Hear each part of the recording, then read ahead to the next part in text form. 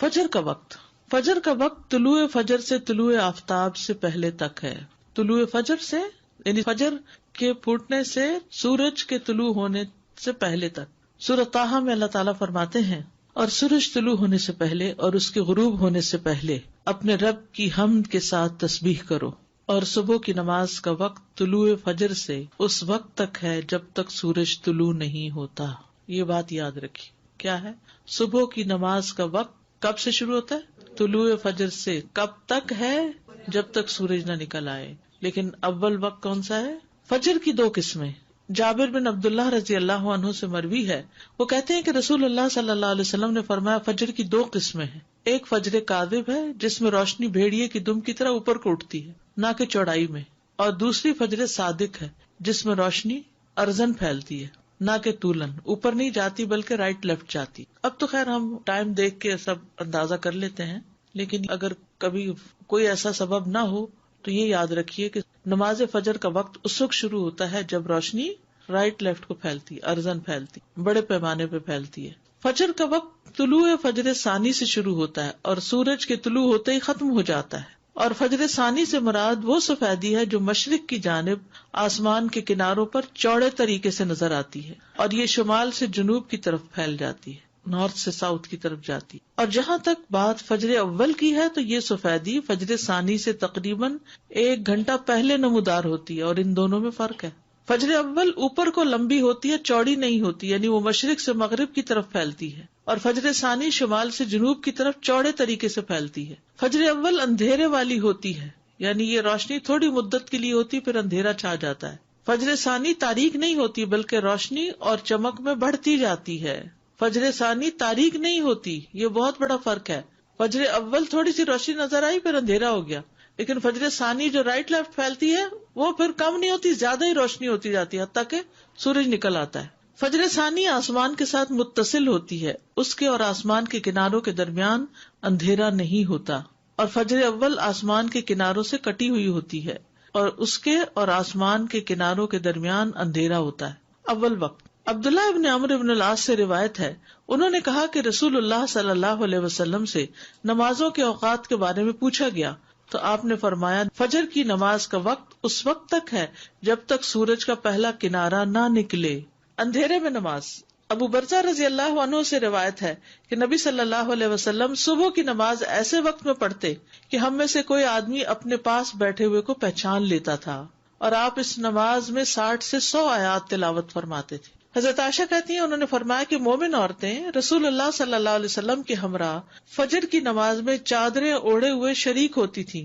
نماز سے فراغت کے بعد وہ اپنے گھروں کو ایسے وقت میں واپس لوٹتی کہ انہیں رات کی تاریکی کی وجہ سے کوئی پہچان نہیں سکتا تھا.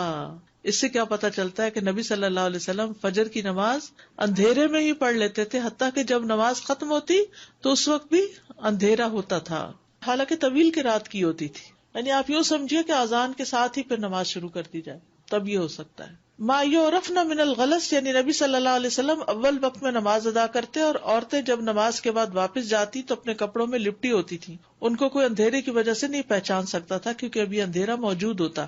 جبکہ دوسری حدیث میں کہ آپ سلام پھیرتے تو ہر کوئی اپنے ہم مجلس کو پہچان لیتا، اور یہاں آیا کہ اندھیرے کی وجہ سے پہچانی نہیں جاتی. تو یہ بات معلوم ہے کہ ان دونوں حالتوں میں فرق ہے کہ آدمی کسی کے پہلو میں بیٹھا ہو اور کوئی اس سے دور ہو، ان دونوں باتوں میں فرق ہوتا ہے. تو قریب میں بیٹھا شخص اندھیرے کے باوجود پہچان لیا جاتا ہے، جبکہ دور کوئی شخص ہو تو وہ نہیں پہچانا جاتا. دور کوئی شخص ہو تو نہیں پہچانا جاتا. یہ حدیث اس بات پر دلالت کرتی ہے کہ نماز کو اول وقت پر ادا کیا جائے گا. تو اب ہر نماز کو الگ الگ لیتے ہیں. فجر کی نماز کو کب ادا کرنا پسندیدہ ہے؟ اندھیرے میں. درمیانی وقت. انس رضی اللہ عنہ کہتے ہیں کہ نبی صلی اللہ علیہ وسلم سے صبح کی نماز کے وقت کے بارے میں پوچھا گیا. جواباً آپ نے ایک دن طلوع فجر کے وقت صبح کی نماز پڑھائی اور دوسرے دن صبح روشن ہونے کے بعد پڑھی. پھر پوچھا صبح کی نماز کے بارے میں دریافت کرنے والا کہاں ہے؟ پھر وضاحت کرتے ہوئے فرمایا کہ اس نماز کا وقت ان 2 اوقات کے درمیان ہے، اور فجر کا وقت ہے جب تک سورج طلوع نہ ہو. وقت الفجر ما لم تطلع الشمس، فجر کو روشن کر کے پڑھنا. محمود بن لبید نے اپنے انصاری قوم کے کئی صحابہ سے بیان کیا ہے کہ رسول اللہ صلی اللہ علیہ وسلم نے فرمایا، فجر کی نماز پڑھنے کے ساتھ یعنی پڑھتے پڑھتے تم جس قدر بھی روشنی کرو گے وہ تمہارے لیے ثواب میں اضافے کا ذریعہ ہے، یعنی ٹائم اچھا لگا اس میں۔ فجر کو روشن کرنے کا مطلب، جو سمجھتا ہے کہ فجر کو اندھیرے میں پڑھنا افضل ہے وہ اس حدیث کو تاخیر پر محمول کر رہا ہے کہ فجر کی ابتدا کی خوب تحقیق کر لے کہ واقعی یقین ہو جائے کہ فجر طلوع ہو گئی، یا وہ جو اس حدیث کو چاندنی راتوں کے ساتھ خاص کرتا ہے کیونکہ چاندنی راتوں میں طلوع فجر کی ابتدا کو نہیں پہچانا جا سکتا، تو انہیں احتیاط کرتے ہوئے کچھ انتظار کر کے نماز پڑھنے کا حکم دیا کہ ایسا نہ ہو کہ طلوع فجر سے پہلے ہی نماز ادا کر لیں، یا اسے نماز کو لمبا پڑھنے پر محمول کیا جاتا ہے۔ اور یہ بات اس حدیث کے ساتھ زیادہ موافق ہے جس میں ہے کہ فجر کی نماز میں تم جیسے جیسے سفیدی کرو گے یہ اجر کو بڑھاتی جائے گی، لمبی پڑھیں گے تو تبھی روشنی ہوگی۔ طلوع آفتاب سے پہلے پہلے نماز پڑھنا، سورج نکلنے سے پہلے پہلے نماز پڑھنا۔ جریر بن عبداللہ رضی اللہ عنہ سے روایت ہے، انہوں نے کہا، ہم لوگ نبی صلی اللہ علیہ وسلم کے پاس تھے کہ آپ نے 14ویں رات کے چاند کی طرف دیکھا، پھر فرمایا، خبردار، تم قیامت کے دن اپنے رب کو اسی طرح دیکھو گے جس طرح اس چاند کو دیکھ رہے ہو، تمہیں اسے دیکھنے میں کوئی دشواری یا اشتباہ نہیں ہوگا، لہٰذا اگر تم میں استطاعت ہو تو سورج کے طلوع ہونے سے پہلے اور اس کے غروب ہونے سے پہلے کی نمازوں سے مغلوب نہ ہو جاؤ تو ایسا ضرور کرو۔ ابو ہریرہ سے روایت ہے کہ رسول اللہ صلی اللہ علیہ وسلم نے فرمایا، جس نے سورج کے طلوع ہونے سے پہلے فجر کی 1 رکعت پا لی تو تحقیق اس نے صبح پا لی۔ 1 رکعت جو بھی پا لے وہ پوری نماز ادا کرے۔ ابو ہریرہ سے مروی ہے کہ اگر تم میں سے کوئی سورج غروب ہونے سے پہلے نماز عصر کی پہلی رکعت پڑھ لے تو وہ اپنی نماز کو جاری رکھتے ہوئے مکمل کرے، اسی طرح جو آدمی سورج طلوع ہونے سے پہلے نماز فجر کی پہلی رکعت ادا کر لے تو وہ بھی اپنی نماز کو جاری رکھتے ہوئے مکمل کر لے۔ یہ نہ سوچے کہ اب سورج نکل رہا ہے تو مجھے اس وقت نہیں پڑھنی چاہیے، نہیں، قضا اس وقت بھی آپ پڑھ سکتے ہیں۔ وقت سے پہلے فجر پڑھنے کی حرمت، اور وہ کیا ہے؟ فجر صادق کے وقت نماز پڑھنا۔ فجر کی 2 قسمیں ہیں، فجر صادق ہے جس میں سحری کھانا حرام ہوتا ہے اور نماز فجر پڑھنا درست ہوتا ہے، اور فجر کاذب ہے جس میں نماز فجر کی ادائیگی حرام ہوتی ہے اور سحری کا کھانا درست ہوتا ہے۔ سمجھ آ گئی اس بات کی؟ فجر کو لیٹ پڑھنے کی ممانعت۔ شیخ ابن باز سے پوچھا گیا کہ ایک آدمی صبح کی نماز ادا کرنے میں جو کوتاہی کرتا ہے کیونکہ وہ جلدی جاگ نہیں پاتا، باقی تمام نمازوں کے فرائض وہ ان کے اوقات میں پڑھتا ہے، تو کیا یہ اس کا عمل قبول کر لیا جائے گا؟ کیا آپ کے پاس کچھ ایسی باتیں ہیں جن سے آپ اس کو کچھ نصیحت کریں؟ یہ بھی ہوتا ہے نا، بعض اوقات بچے ماں باپ کی بات نہیں سنتے تو پھر ان کو کہاں لے جایا جاتا ہے؟ کسی اسکالر کے پاس، کسی ایسے شخص کے پاس کہ جس سے وہ کچھ انسپائر ہو یا جس کا کچھ روب ہو اور وہ اس کی بات سن کے بات مان لیں۔ 1 رکعت آپ کی کمپلیٹ دونوں سجدوں کے بعد جب آپ اٹھ جاتے ہیں تب ہوتی ہے؟ جی استاذہ جی، فجر کی جو آخری رکعت بھی جو ابھی ہم نے پڑھا نا کہ آخری وقت میں اگر نماز مل رہی ہے تو اس کو مکمل کر لیں، جی تو سنت کے لیے پھر یہ کہ سورج پوری طرح نکلنے کا انتظار کریں پھر سنت ادا کریں۔ جی ہاں، آپ نے دونوں دفعہ کہا کہ 1 رکعت پڑھی ہو تو مکمل کریں، اگر ہم نے کچھ بھی نہیں پڑھا اور سورج نکل آ گیا یعنی کہ 7:30 ہو گئے جان نماز تک آتے آتے، پھر کیا حکم؟ پھر تو سورج نکلنے دیں اور پڑھیں۔ پھر ویٹ کریں گے؟ یعنی اگر ابھی سورج نکلا نہیں، مثلاً 7:30 پہ سورج نکل رہا ہے اور آپ نے نماز شروع کی ہے 7:25 پہ یا 26 پہ مثلاً، اور بائی دا ٹائم آپ سجدے تک پہنچے ہیں تو سورج نکلنا شروع ہو گیا، اب آپ کیا کریں گے؟ پوری کریں گے، چاہے سورج نکل رہا ہے پوری کریں گے، کیونکہ آپ نے جب شروع کی تھی سورج نہیں نکلا تھا، نکلنا شروع نہیں ہوا تھا، آپ نے پوری 1 رکعت سورج نکلنے سے پہلے ادا کر لی ہے تو دوسری بھی اب ادا کر لیجیے۔ وہ جو سورج کا کنارہ نکل آنے والی بات ہے نا، بس وہ وہاں پہ بالکل ایک کلیئر کٹ ہو جاتا ہے کہ سورج کا طلوع کیا چیز کاؤنٹ ہو رہی ہے کہ اس کا کنارہ نکل آیا، کیونکہ فرام دا ٹائم کہ اس کا شروع کا کنارہ نکلتا ہے ٹل دا ٹائم کہ پوری ڈسک نظر آتی ہے اس میں چند منٹ ہوتے ہیں، تو لوگ اس میں بعض اوقات کنفیوژن کرتے ہیں کہ نہیں اگر کنارہ ہی نکلا نا ابھی پورا تو نہیں نکلا، تو کنارہ نکلا مینس طلوع الشمس، سورج نکل آیا کا مطلب یہ ہے کہ اس نے اپنا آپ ظاہر کر دیا، چاہے پورا کیا یا تھوڑا کیا۔ ایگزیکٹلی، بس وہ یہ جو ڈسک کا معاملہ یہ اگر یاد رہے تو بہت واضح ہو جائے گی چیز۔ جی زیادہ یہ فجر صادق اور کاذب اس کا تھوڑا سا فرق اور تھوڑا سا واضح کریں، تھوڑا سا کنفیوژن۔ اگر بادل نہ ہو تو آپ فجر کا جو وقت لکھا ہوا نا کیلنڈر پر، اس سے 1 گھنٹہ پہلے اٹھ کے اپنی کھڑکی سے افق کو دیکھیں، مغرب کی طرف نہیں، مشرق کی طرف، کہ کیا آسمان پہ کوئی روشنی نظر آئی ہے۔ جو روشنی ایسے اوپر کو اٹھتی ہوئی تھوڑی سی نظر آتی ہے اور پھر اس کے بعد وہ غائب بھی ہو جاتی ہے تو وہ فجر کاذب ہوتی ہے، اس کے بعد نماز نہیں پڑھتے۔ وہ وقت ہوتا ہے جب سحری کھاتے ہیں، سحری کھانے کا وقت ہوتا ہے، جب روشنی نکلتی ہے اور آسمان پر وسیع طور پر ارزن پھیل جاتی ہے، تھوڑی تھوڑی آتی ہے لیکن پھیلتی وہ پھر زیادہ پھیل جاتی، تو یہ فجر کا وقت ہوتا ہے، یعنی فجر کاذب سحری کھانے کا وقت ہے، تہجد کا وقت ہوا۔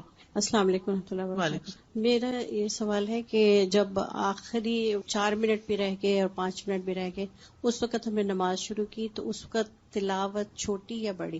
آپ دیکھیے تو کامن سینس کی بات ہے، اگر اس نے لمبی تلاوت شروع کر دی تو اس کی تو 1 رکعت پوری نہیں ہوگی، اور اگر 1 رکعت پوری نہیں ہوئی اس وقت تو فکر کس چیز کی ہونی چاہیے؟ 1 رکعت پوری ہو جائے، 1 رکعت پوری ہو جائے۔ سن بورن ہی سن رائز ہے، بورن کا مطلب ہے نظر آنے لگ گیا نا، چاہے تھوڑا سا نظر آنے لگا تو یہ رائز ہو گیا۔ اذان شروع ہو جاتی ہے تو کیا سحری ختم کر لیں یا رک جائیں؟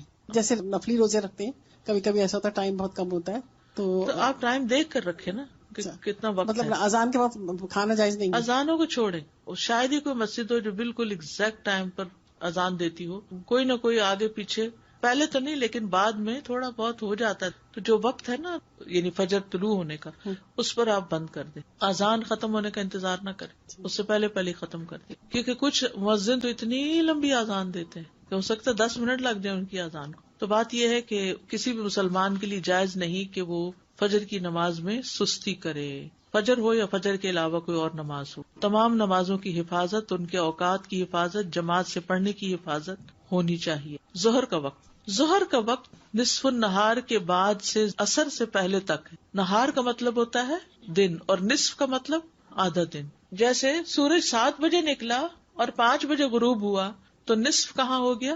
12 بجے۔ عبداللہ ابن عمر رضی اللہ عنہ سے مروی ہے، انہوں نے کہا کہ رسول اللہ صلی اللہ علیہ وسلم نے فرمایا، ظہر کا وقت زوال شمس کے وقت ہوتا ہے۔ ظہر کا وقت زوال شمس یعنی سورج کے زوال کے ساتھ ہوتا ہے، جبکہ ہر آدمی کا سایہ اس کی لمبائی کے برابر ہو۔ ہر آدمی کا سایہ اس کی لمبائی کے برابر ہو۔ یہ اس وقت تک رہتا ہے جب تک عصر کا وقت نہ ہو جائے، یعنی سایہ اس وقت تک نہیں رہتا، وقت اس وقت تک رہتا ہے جب تک عصر نہ ہو جائے۔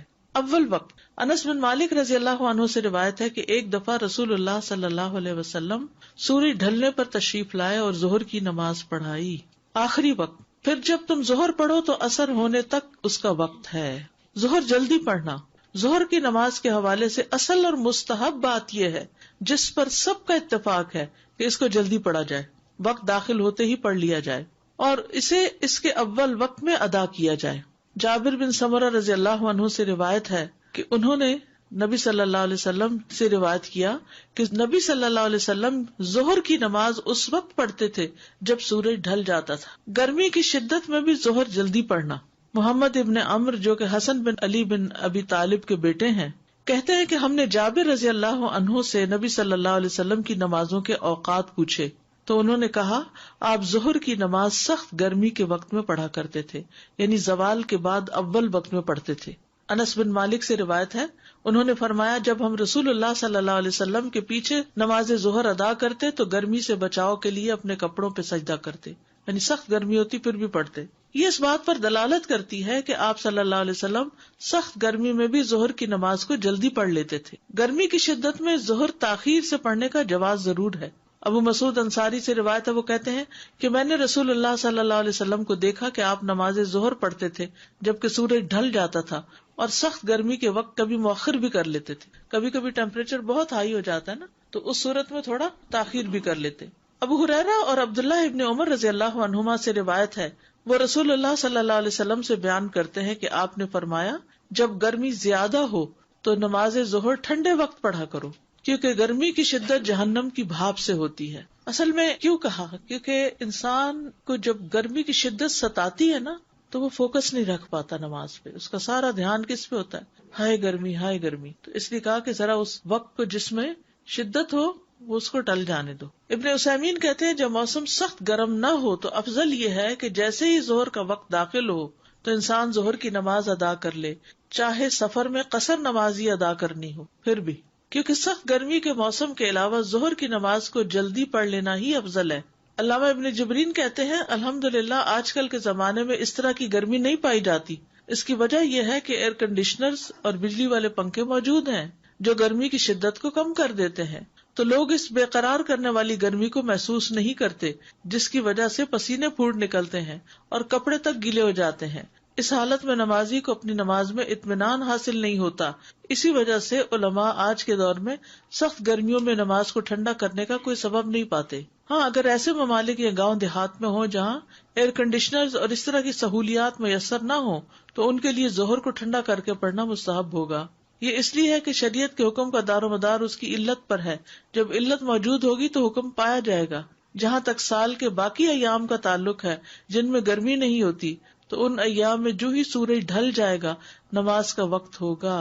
اگر آپ نے شروع کر دی نماز، ٹائم بہت کم ہے، لیکن آپ کا فون بول گیا کہ فجر ختم ہو گئی، اب آپ توڑیں گے نماز؟ نہیں، کنٹینیو کمپلیٹ کریں گے. چاہے آپ کی ایک رکعت نہیں بھی ہوئی، چاہے رکعت پوری نہیں بھی ہوئی، اب آپ شروع کر چکے ہیں، توڑیں گے نہیں. تو وہ ہوگی یا پھر آپ ہو ریپیٹ جائے کریں گی. گے؟ ہو جائے گی. استاذ جی یہاں پر اکثر مسجدوں میں جو بھی موسم ہو 1:30 بجے کی نماز کا ٹائم ہو 1:30 یہ درست نہیں. وہ بس کنوینئنس کے لیے کہ لوگ شاید لنچ ٹائم وہی ہوتا ہے اس لیے رکھتے ہیں. اپنا پڑھ لیں پہلے اپنی جی پڑھ لیں اپنی. السلام علیکم استاذ جی، میں نے بھی کوشچن پوچھنا ہے کہ اگر آپ نے تکبیر تحریمہ پڑھ لیا اور قرات شروع کر دی ہے اور ایسے میں اسموک الارم بج گیا ہے کہ گھر کا ہے کچھ، تو آپ توڑ سکتے ہیں نماز؟ جی، جب کوئی ایمرجنسی ہو تو نماز توڑ سکتے ہیں. عصر کا وقت ظہر کے آخری وقت سے سورج پیلا ہونے تک، اور عصر کی نماز کا وقت ہے جب تک سورج زرد نہ ہو جائے.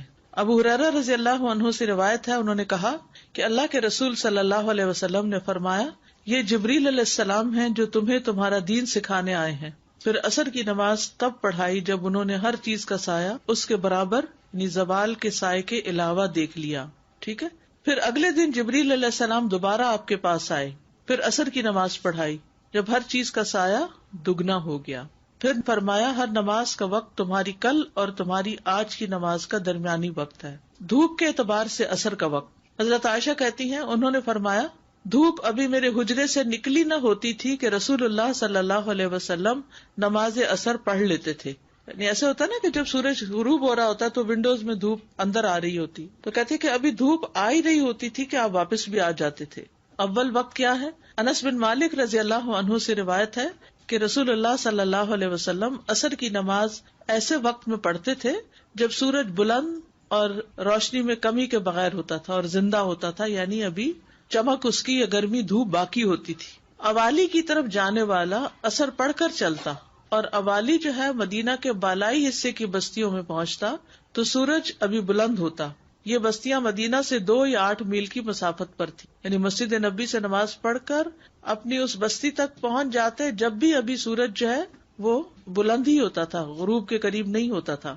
درمیانی وقت. ابو موسیٰ رضی اللہ عنہ سے روایت ہے کہ ایک سائل نے نبی صلی اللہ علیہ وسلم سے اوقات نماز کے بارے میں سوال کیا، مگر آپ نے اسے کوئی جواب نہ دیا حتیٰ کہ بلال کو حکم دیا تو انہوں نے عصر کے لیے آذان اور اقامت کہی جبکہ سورج سفید اور اونچا تھا. اور جب اگلا دن ہوا تو آپ نے عصر پڑھی جبکہ سورج زرد ہو گیا تھا، یا کہا کہ جب شام ہو گئی. پھر آپ صلی اللہ علیہ وسلم نے فرمایا، کہاں ہے نماز کے اوقات پوچھنے والا؟ نماز کا وقت ان 2 اوقات کے مابین ہے. آخری وقت عصر کا وقت جب تک سورج زرد نہ ہو جائے. اضطراری وقت، مجبوری کا وقت. ابو ہریرہ سے روایت ہے کہ رسول اللہ صلی اللہ علیہ وسلم نے فرمایا، اگر تم میں سے کوئی سورج غروب ہونے سے پہلے عصر کی نماز کا ایک سجدہ پا لے تو اس کو چاہیے کہ وہ اپنی نماز کو جاری رکھتے ہوئے مکمل کرے. اب آپ کے سوال کا جواب اس میں آ گیا. ٹھیک ہے. کیا سوال تھا؟ کہ ابھی نماز شروع ہی کی تھی کہ وہ گھڑی سے الارم بج گیا کہ سورج نکل گیا یا سورج غروب ہو گیا. تو آپ دیکھیے حدیث دوبارہ، اگر تم میں سے کوئی سورج غروب ہونے سے پہلے عصر کی نماز کا ایک سجدہ پا لے، ابھی 2 نہیں ہوئے، 2 سے رکعت پوری ہوتی، تو اس کو چاہیے کہ وہ اپنی نماز کو جاری رکھتے ہوئے مکمل کرے. نماز توڑنی نہیں، اب اس کو کنٹینیو کرے. عصر اول وقت پڑھنا چاہیے. انس بن مالک رضی اللہ عنہ سے روایت ہے، کہتے ہیں کہ ہم عصر کی نماز پڑھتے تھے، پھر جانے والا قباء جاتا، ان لوگوں کے پاس پہنچتا اور سورج ابھی اونچا ہوتا تھا. قباء مدینہ سے 2 میل کی مسافت پر ہے. انس بن مالک سے روایت ہے، انہوں نے کہا کہ رسول اللہ صلی اللہ علیہ وسلم نے ہمیں عصر کی نماز پڑھائی تو جب آپ فارغ ہوئے تو آپ کے پاس بنو سلمہ کا ایک آدمی آیا اور کہا، اے اللہ کے رسول، ہم اپنے لیے اپنا اونٹ نہر کرنے کا ارادہ رکھتے ہیں اور ہم چاہتے ہیں کہ آپ بھی اس موقع پر موجود ہوں. آپ نے فرمایا ٹھیک ہے، اور آپ نکل پڑے. ہم بھی آپ کے ساتھ چل پڑے.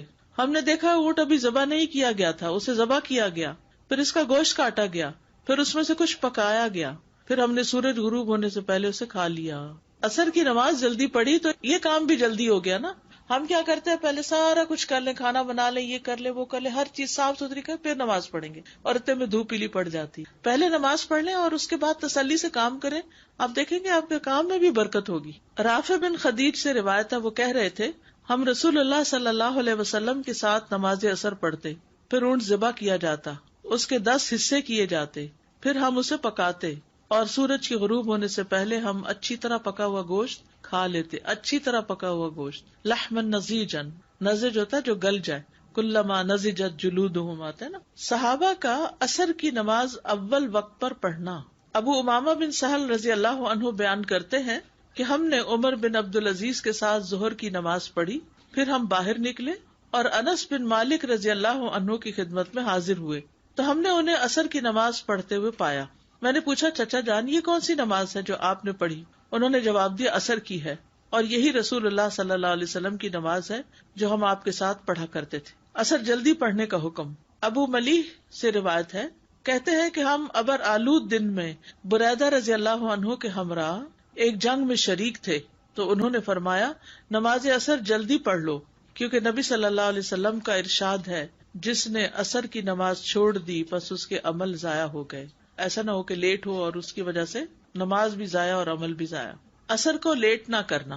علاء ابن عبد الرحمن بیان کرتے ہیں کہ ہم ظہر کے بعد انس رضی اللہ عنہ کے ہاں گئے, وہ اٹھ کر نماز اثر پڑھنے لگ گئے. جب وہ اپنی نماز سے فارغ ہوئے تو ہم نے ان سے جلدی نماز پڑھنے کا ذکر کیا, یا خود انہوں نے ذکر کیا, تو کہا میں نے رسول اللہ صلی اللہ علیہ وسلم کو فرماتے ہوئے سنا, یہ منافقین کی نماز ہے, یہ منافقین کی نماز ہے, یہ منافقین کی نماز ہے. ان میں سے ایک بیٹھا رہتا ہے حتیٰ کہ جب سورج زرد ہو جاتا ہے اور شیطان کے 2 سینگوں کے درمیان یا ان سینگوں کے اوپر ہوتا ہے, تو اٹھ کر 4 ٹھونگے مارتا ہے اور اس میں تھوڑا ہی اللہ کا ذکر کرتا ہے. اور یہ حقیقت ہے, جو نماز لیٹ ہوتی ہے اس میں انسان کی توجہ پوری طرح نماز کی طرف نہیں ہوتی. ایک اور روایت سے بھی پتہ چلتا ہے کہ منافق کی اثر لیٹ ہوتی ہے. رسول اللہ صلی اللہ علیہ وسلم نے فرمایا, کیا میں تمہیں منافق کی نماز کے بارے میں نہ بتاؤں؟ وہ اثر کی نماز مؤخر کرتا رہتا ہے یہاں تک کہ سورج غروب ہونے کا وقت گائے کی انتڑیوں کی چربی کی طرح بکھرا ہوا ہوتا ہے, تو اس وقت اسے پڑھتا ہے. یعنی اس وقت آپ چھوٹی چھوٹی بدلیاں سی آ جاتی ہیں نا سورج کے آس پاس, غروب اور طلوع میں آپ دیکھیں کہ چھوٹے چھوٹے بادل کے ٹکڑے, تو اس کی طرف اشارہ ہے یہاں. یعنی بہت کلیئر اسکائی ہو تو پورے کا پورا بال نیچے جا رہا ہوتا, ورنہ اس کے اندر لمبی لمبی لہریں سی ہوتی ہیں بادلوں کی. اثر کی نماز فوت ہونے کا نقصان. نبی صلی اللہ علیہ وسلم نے فرمایا, جس شخص نے نماز اثر چھوڑ دی اس کے اعمال باطل ہو گئے, یعنی اس کے تو عمل ہی ضائع ہو گئے. اثر کے فوت ہو جانے پر نبی صلی اللہ علیہ وسلم کی شدید ناراضگی. حضرت علی سے روایت کہتے ہیں کہ رسول اللہ صلی اللہ علیہ وسلم نے غزوہ احزاب کے دن فرمایا, اللہ ان مشرکین کی قبروں اور ان کے گھروں کو آگ سے بھر دے, جس طرح انہوں نے ہمیں درمیانی نماز اثر سے روکا, یعنی جنگ میں مشغول رکھا حتیٰ کہ سورج غروب ہو گیا. اور جو لوگ خود اپنی مرضی سے غروب کر لیں, اتنی بڑی وعید ہے. تو کیا سمجھ میں اثر کا وقت کب ہے؟ جب ظہر کا وقت ختم ہو رہا ہو, جب سایہ 2 مثل کے برابر ہو, تو پھر ظہر ختم اثر شروع, یعنی 1 مثل پہ شروع ہو جاتی ہے اور پھر اس کے بعد سورج پیلا پڑنے سے پہلے. آپ دیکھیں اثر کی نماز تب پڑھائی جب انہوں نے ہر چیز کا سایہ اس کے برابر, یعنی زوال کے سائے کے علاوہ دیکھ لیا, یعنی اصلی سایہ جو تھا کسی بھی چیز کا. تو یہاں اول وقت جو ہے شروع ہوتا ہے جب اس کے برابر ہو جاتا ہے سایہ, یعنی 1 مثل ہوتا ہے, 2 مثل نہیں, درمیانہ ٹائم ہو جاتا ہے پھر. اور دوسری یہ ہے کہ وہ میں جو آپ سے پوچھ رہی کہ نماز آپ نے شروع کر دی اور ٹائم ہو گیا, وہ اگر آپ سجدے میں پہنچے ہی نہیں ہیں, آپ بیچ میں ہی کہیں ہیں, نہیں اب شروع جو کر دی تو اب تو آپ کنٹینیو کریں جی, کیونکہ آپ نے تو یہی سوچ کے شروع کی ہوگی کہ 1 رکعت مل جائے گی. لیکن آج کل کیا ہو رہا ہے, ہر روز 2-3 منٹ کا فرق پڑ جاتا ہے, تو اس میں پھر انسان کو دھوکا بھی لگ جاتا ہے. اور بعض اوقات تھوڑے اوقات میں 1-8 منٹ کا فرق بھی ہو جاتا ہے, اور 1 منٹ بڑی چیز ہوتی ہے. 1 منٹ میں انسان پورا قیام کر لیتا ہے بعض اوقات قل ہو اللہ کے ساتھ. نماز کے دیگر احکام. فرض نماز کی رکعات, سنتیں اور نوافل, ان کے دلائل. ابتدائی اسلام میں 2 رکعات کی فرضیت. حضرت عائشہ سے مروی ہے, وہ کہتی ہیں کہ شروع میں 2 رکعت نماز فرض ہوئی. جب آپ صلی اللہ علیہ وسلم مدینہ تشریف لائے تو آپ نے ہر نماز اس طرح پڑھی کہ اس کے ساتھ اتنی ہی نماز اور ملا دی, یعنی مکہ میں 2 رکعتیں پڑھتے تھے, اور پھر مدینہ میں آ کر 2 کے ساتھ 2 اور ملا دی, سوائے نماز مغرب کے کہ وہ دن کی نماز کو وتر یعنی طاق کرنے والی ہے, یعنی سورج نکلنے سے پہلے سے لے کر غروب ہونے تک دن ختم ہو جاتا ہے نا، یعنی طلوع فجر سے غروب آفتاب تک. تو دن کی نمازیں جو ہیں ان کو وتر کرنے کے لیے مغرب کی نماز 4 رکعت کی بجائے 3 رکعت ہے، سوائے نماز مغرب کے کہ وہ دن کی نماز کو وتر کرنے والی ہے، اور نماز فجر کے کہ اس میں لمبی قرات کی جاتی ہے تو 2 رکعتیں رکھی گئیں. اور جب آپ صلی اللہ علیہ وسلم سفر کرتے تو آپ اپنی سابقہ نمازوں کی طرف لوٹ جاتے، یعنی 2 رکعت نماز پڑھتے، قصر کرتے. اسی طرح ایک اور روایت میں آتا ہے، جابر بن زید سے روایت ہے، انہوں نے کہا کہ عائشہ رضی اللہ تعالی عنہا کہتی ہیں کہ آپ صلی اللہ علیہ وسلم مکہ میں 2 رکعت فرض پڑھا کرتے تھے، پھر جب آپ مدینہ تشریف لائے تو 4 اور 3 رکعت والی نمازیں فرض ہو گئیں. تو آپ صلی اللہ علیہ وسلم نے 2 رکعتیں پڑھنا ترک کر دیا اور نماز پڑھنی شروع کر دی، یعنی نئے حکم پر عمل کرتے ہوئے. اور مکہ میں پڑھی جانے والی 2 رکعتوں کو مسافر کے لیے مکمل نماز قرار دیا. تو فرض نمازیں 2 بھی ہیں، فجر کی 4 اور 4، ظہر اثر کی، اور مغرب کی 3 اور عشاء کی بھی 4 ہیں. تو 2، 3 اور 4 نمازیں جیسا کہ آپ جانتے ہیں کہ معراج کے موقع پر فرض کی گئی تھی. اور اس سلسلے میں طویل حدیث پیچھے آپ پڑھ چکے ہیں صحیح بخاری کی، جس میں آپ صلی اللہ علیہ وسلم اپنا معراج کا سفر بیان کرتے ہوئے فرماتے ہیں کہ مجھے سدرۃ المنتہا تک بلند کیا گیا، اور پھر رات اور دن میں 50 نمازیں فرض کی گئی. جب آپ واپس لوٹے تو موسیٰ علیہ السلام نے پوچھا کہ آپ کو کیا حکم دیا گیا ہے؟ تو آپ نے بتایا کہ 50 نمازوں کا. تو موسیٰ علیہ السلام نے کیا کہا تھا کہ آپ کی امت 50 نہیں پڑھ سکتی، جائیے اپنے رب سے تخفیف کروائیے. پھر آپ صلی اللہ علیہ وسلم لوٹ کر گئے تو اللہ تعالیٰ نے 10 نمازیں معاف کر دی.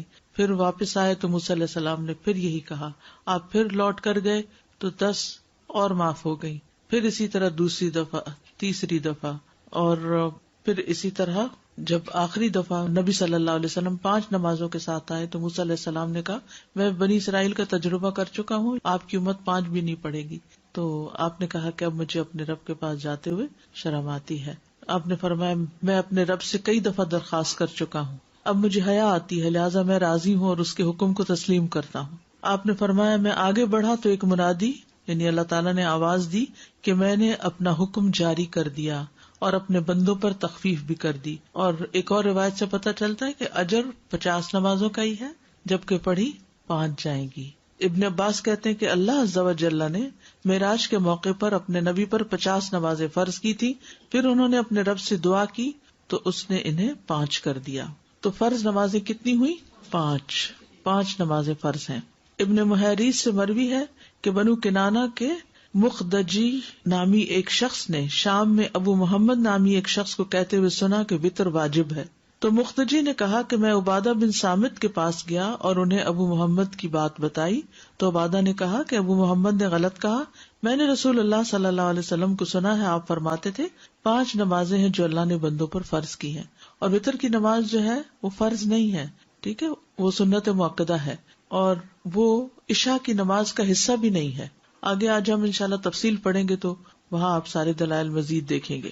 انس بن مالک کہتے ہیں کہ ہمیں رسول اللہ صلی اللہ علیہ وسلم سے غیر ضروری طور پر کسی چیز کے بارے میں سوال کرنے سے روک دیا گیا، تو ہمیں بہت اچھا لگتا تھا کہ کوئی سمجھدار بدو آپ کی خدمت میں حاضر ہو اور آپ سے سوال کرے اور ہم بھی جواب سنیں. تو بہرحال ایک بدو آیا اور اس نے آپ سے کچھ سوال جواب کیے کہ آسمان کس نے بنایا، زمین کس نے بنائی، پہاڑ کس نے گاڑے. تو آپ نے فرمایا کہ سب کچھ اللہ نے کیا ہے. تو اس نے پھر کہا کہ قسم اس ذات کی جس نے آسمان بنایا اور زمین بنائی اور یہ پہاڑ نصب کیے، کیا اللہ ہی نے آپ کو رسول بنا کر بھیجا ہے؟ آپ نے جواب دیا ہاں. اس نے کہا آپ کے قاصد نے بتایا ہے کہ دن رات میں ہمارے ذمے 5 نمازیں ہیں. آپ نے فرمایا اس نے سچ کہا. تو اس حدیث سے بھی کیا پتہ چلتا ہے کہ فرض نمازیں 5 ہیں. اسی طرح ایک اور روایت ہے جو صحیح بخاری ہی کی ہے.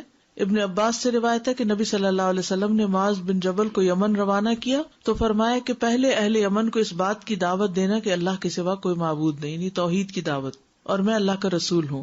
اور اگر وہ یہ بات مان لیں تو ان سے کہنا کہ اللہ نے ہر دن رات میں ان پہ 5 نمازیں فرض کی ہیں. ایکچولی یہ سوال کسی نے مجھ سے کیا تھا ایک بار کہ 5 نمازوں کا کہاں لکھا ہوا ہے. تو ہو سکتا ہے کہ کوئی آپ کو بھی کہے کہ کہاں لکھا ہے 5 نمازوں کے بارے میں. لاسٹ ویک آپ کو یاد ہوگا کہ میں نے کچھ آیات بھی آپ کو سنائی تھی کہ جس میں جو اشارات نکلتے ہیں وہ 5 نمازوں کے ہیں. اقم الصلاۃ لدلوک الشمس الی غسق اللیل والی، اور اسی طرح سورۃ طٰہٰ کی آیت بھی. تو احادیث میں اس کی بھرپور وضاحت ملتی ہے، یعنی ایک نہیں کئی احادیث سے یہ پتہ چلتا ہے کہ جس میں نبی صلی اللہ علیہ وسلم نے 5 نمازوں کی فرضیت کا حکم دیا یا اس کی گواہی دی. پھر اسی طرح ایک اور جگہ پر ہے کہ 5 نمازوں کی حفاظت کرنے والے سے اللہ کا وعدہ ہے. کس بات کا وعدہ ہے؟ کہ اسے ضرور جنت میں داخل کروں گا، اور جو ان کی حفاظت نہیں کرے گا اس کے لیے اللہ کے ہاں کوئی عہد نہیں. فرائض کی ادائیگی کامیابی کی طرف لے جاتی ہے، یعنی یہ بات ہم سب کو اچھی طرح معلوم ہونا چاہیے کہ کامیابی کا انحصار فرائض کی ادائیگی پر ہے. بعض اوقات ہم نفلی صدقات، نفلی روزہ، نفل نماز اس کو بڑے شوق سے کرتے ہیں اور کیا سمجھ کے کرتے ہیں کہ اس میں ہمارے لیے بڑا اجر ہے، اور اس وقت ہم سمجھتے ہیں فرض تو فرض ہے نا، فرض کا اجر ہمارے ذہن میں نہیں آتا. تو یاد رکھیے کہ فرض کا اجر نفل سے زیادہ ہے.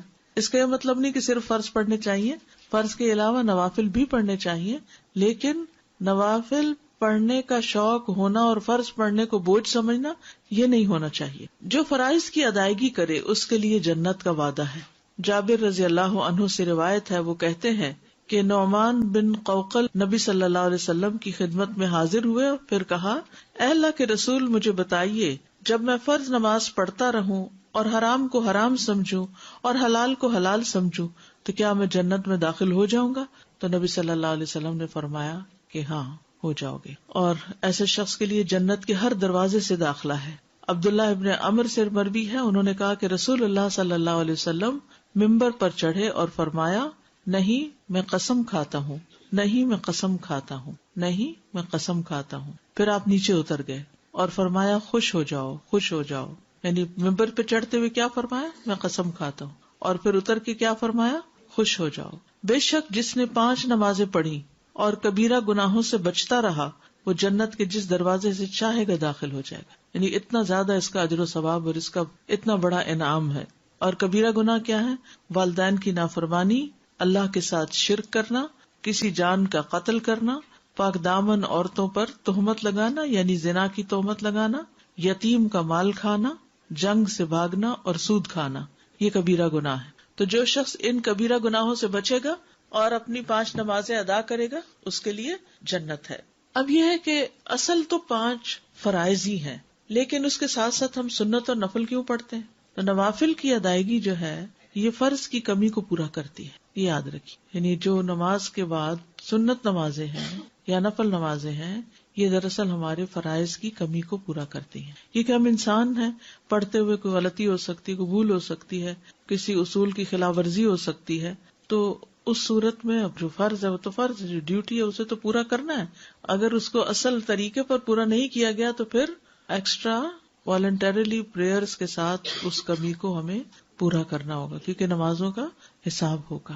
سنن نبی داؤد کی روایت ہے، نبی صلی اللہ علیہ وسلم نے فرمایا، قیامت کے دن لوگوں کے اعمال میں سے سب سے پہلے نماز کا حساب ہوگا. آپ نے فرمایا، ہمارا رب عز و جل فرشتوں سے فرمائے گا، حالانکہ وہ پہلے ہی خوب جاننے والا ہے، میرے بندے کی نماز دیکھو، کیا اس نے اس کو پورا کیا ہے یا اس میں کوئی کمی کی ہے. چنانچہ اگر وہ کامل ہوئی تو اس کے لیے پوری کی پوری لکھ دی جائے گی، پوری نماز لکھ دی جائے گی. اور اگر اس میں کوئی کمی ہوئی تو فرمائے گا کہ دیکھو کیا میرے بندے کے کچھ نوافل بھی ہیں.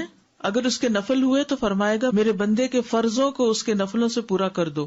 پھر اسی انداز سے دیگر اعمال لیے جائیں گے، یعنی سارٹنگ کی جائے گی نا اعمال نامے کی کہ جی نمازیں کدھر ہیں، پوری ہیں جی پوری ہیں، کوئی کمی تو نہیں، کوئی کمی نہیں، نہ کبھی قضا کی، نہ کبھی بھولے، نہ کوئی چھٹی. اب کیا ہے، ان کو پورے کا پورا لکھ دو. لیکن اگر اس سارٹنگ میں کچھ کمی ہوئی تو وہاں کہاں سے پوری کریں گے کمی؟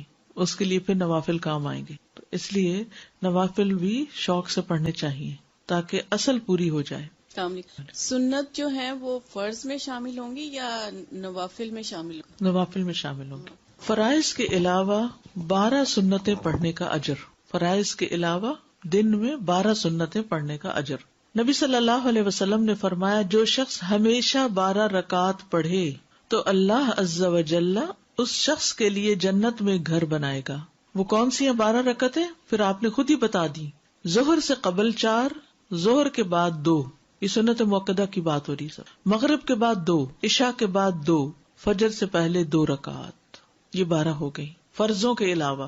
اوپر ہم نے فرضوں کی تعداد پڑھی تھی نا، 2 فجر کے، 4 ظہر، 4 عصر، 3 مغرب اور 4 عشاء کے، یہ فرض تو ہو گئے. فرض کے بعد سنت موقدہ کا درجہ آتا ہے، تو یہ کتنی ہے؟ 12. ٹھیک ہے. فجر میں 2، ظہر میں 4 پہلے 2 بعد میں، مغرب میں 2 بعد میں، عشاء میں 2 بعد میں فرضوں کی. ٹھیک ہے. عمرو بن اوس رضی اللہ عنہ سے روایت ہے، انہوں نے کہا کہ مجھے انبسہ بن ابی سفیان نے اپنے مرض الموت میں ایک حدیث سنائی جس سے انتہائی خوشی حاصل ہوتی ہے. کہتے ہیں میں نے ام حبیبہ سے سنا، وہ کہتی تھی میں نے رسول اللہ صلی اللہ علیہ وسلم کو فرماتے ہوئے سنا، جس نے ایک دن اور رات میں یعنی 24 آورز میں 12 رکعتیں ادا کی، اس کے لیے ان کے بدلے جنت میں ایک گھر بنا دیا جاتا ہے. ام حبیبہ رضی اللہ عنہا نے کہا جب سے میں نے ان کے بارے میں رسول اللہ صلی اللہ علیہ وسلم سے سنا، میں نے انہیں کبھی نہیں چھوڑا. ٹھیک ہے. جب سے میں نے ان کے بارے میں ام حبیبہ سے سنا، میں نے انہیں کبھی ترک نہیں کیا. اب ہم نے بھی ترک نہیں کری، پوری کوشش کرنی. اچھا، اس میں ایک گنجائش بھی آگے آپ دیکھیں گے کہ اگر کسی وجہ سے جیسے ظہر میں جلدی ہے، آپ نے فرض پڑھ لیے الوداع کے اندر ہی اور سنت سوچتے ہیں گھر جا کے پڑھیں گے، جب تک گھر پہنچے عصر کا وقت بھی قریب ہو گیا، تو آپ چاہے عصر کا وقت داخل ہو رہا ہے اندر باہر ہے تب بھی پڑھ سکتے ہیں. ایون اگر عصر کی نماز بھی پڑھ لی ہے پھر اس کے بعد بھی پڑھ سکتے ہیں، اتنی گنجائش ہے ان میں. ٹھیک ہے. لیکن پڑھنے کا اہتمام کرنا چاہیے. سنتیں گھر میں پڑھنا پسندیدہ ہے مردوں کے لیے بھی، تو آپ کے لیے بھی اگر آپ یہاں فرض پڑھ لیتے ہیں کہ دیر نہ ہو جائے تو جا کے گھر میں اپنی سنتیں ادا کیجیے. ابن عمر رضی اللہ عنہما سے روایت ہے، انہوں نے کہا کہ رسول اللہ صلی اللہ علیہ وسلم نے فرمایا اپنے گھروں میں اپنی کچھ نماز پڑھ لیا کرو اور انہیں قبرستان نہ بناؤ. گھروں میں نماز پڑھ لیا کرو، انہیں قبرستان نہ بناؤ. یعنی ساری نمازیں باہر ہی نہیں پڑھ کے آ جانی چاہیے، چاہے مسجد ہی کیوں نہ ہو. مسجد میں فرائض اور باقی گھر میں. سنت موقدہ اور غیر موقدہ. بعض اہل علم کے نزدیک سنت موقدہ سے مراد وہ سنتیں ہیں جنہیں نبی صلی اللہ علیہ وسلم نے ادا کیا اور ان پر ہمیشگی اختیار کی، جیسے رواتب سنتیں کا سنن رواتب، یعنی جن کو چھوڑا نہیں آپ نے، جو فرض نماز سے پہلے اور بعد کی سنتیں اور وتر وغیرہ ہیں، جو ابھی اوپر آپ جن کی تفصیل پڑھی. اور سنت غیر موقدہ سے مراد مطلق سنتیں ہیں جن پر نبی صلی اللہ علیہ وسلم نے ہمیشگی اختیار نہ کی، ان کو غیر موقدہ کہتے ہیں. ٹھیک ہے. جیسے عصر سے پہلے کی 4 رکعتیں یا ظہر کے آخر میں 2 نوافل جن کو آپ کہتے ہیں. سنت موقدہ کون کون سی ہیں؟ فجر سے پہلے کی 2 سنتیں، ظہر سے پہلے کی 4 سنتیں، ظہر کے بعد کی 2 سنتیں، مغرب کے بعد کی 2 سنتیں، عشاء کے بعد کی 2 سنتیں. اور غیر موقدہ کون کون سی ہیں؟ ظہر کی 2 رکعتوں کے بعد کی 2 رکعتیں، عصر سے پہلے کی 4 رکعتیں، مغرب سے پہلے کی 2 ہلکی رکعتیں. آپ نے دیکھا ہوگا کہ حرم میں جب اذان ہوتی ہے مغرب کی تو سب لوگ کیا کرتے ہیں؟ 2 رکعت پڑھ لیتے ہیں. یہ غیر موقدہ ہے. تو جب ہمارے لوگ دیکھتے ہیں پہلی دفعہ تو پریشان ہوتے ہیں کہ مغرب سے پہلے بھی نماز ہوتی ہے، ہمیں تو پتہ ہی نہیں. پھر فجر کی رکعات کی تعداد 2 فرض رکعات. اب ان کے دلائل ہیں.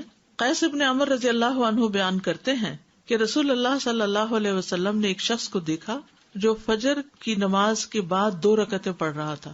تو رسول اللہ صلی اللہ علیہ وسلم نے فرمایا صبح کی نماز 2 رکعتیں ہیں. تو اس شخص نے کہا میں نے فرض سے پہلے ہی 2 رکعتیں یعنی فجر کی سنتیں نہیں پڑھی تھی جو میں نے اب پڑھی ہیں. بس رسول اللہ صلی اللہ علیہ وسلم خاموش ہو گئے.